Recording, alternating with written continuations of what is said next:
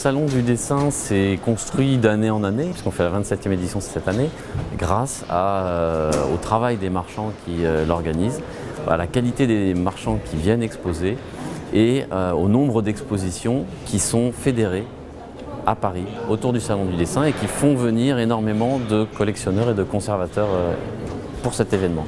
Si on prend le marché du dessin dans sa spécificité, c'est l'événement incontournable pour tous les amateurs de dessin. Le marché du dessin est actuellement assez tiraillé, on va dire, entre les pièces exceptionnelles qui font des prix exceptionnels et le reste du marché qui reste sur des bases normales. Donc on a un marché qui s'étire beaucoup entre les pièces exceptionnelles à des prix très exceptionnels et le reste du marché qui est plus serein, plus stable, plus conservateur, on va dire.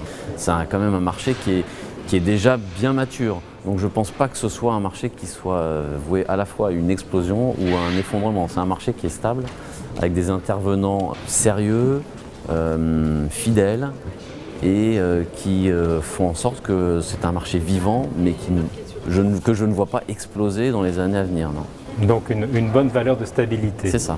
Vous avez depuis un certain temps organisé à la fois des colloques et également des expositions. Est-ce que vous pourriez nous en dire un mot? Au sein du salon, donc, il y a la plus grande partie du salon qui est occupée par des marchands qui exposent donc des dessins qui sont à vendre. Et il y a aussi quelques endroits où sont exposés des dessins qui, eux, ne sont pas à vendre. Donc il y a un espace qui est dédié à une institution en général. Donc cette année, c'est le musée des Beaux-Arts de Nantes, et qui expose un échantillon des dessins conservés dans son cabinet d'art graphique. Il y a aussi un espace qui est occupé cette année par Chaumet, qui présente toute une exposition de gouache préparatoire à l'élaboration des diadèmes. Et puis il y a aussi un espace occupé par la fondation de Daniel et Florence Guerlain, où les 3 finalistes du prix de dessin contemporain sont présentés avant la présentation du vainqueur qui aura lieu jeudi prochain. Y a-t-il une œuvre qui vous a tapé dans l'œil sur le salon cette année? Alors il y a une œuvre qui est vraiment assez exceptionnelle et qui pour le coup tape à l'œil dans le sens où elle a un pouvoir graphique très important. C'est un grand dessin de Canaletto et qui représente l'intérieur du Palais des Doges avec une scène qui fourmille de détails et qui est à la fois passionnante parce qu'on découvre à chaque fois qu'on la revoit une nouvelle scène dans la scène.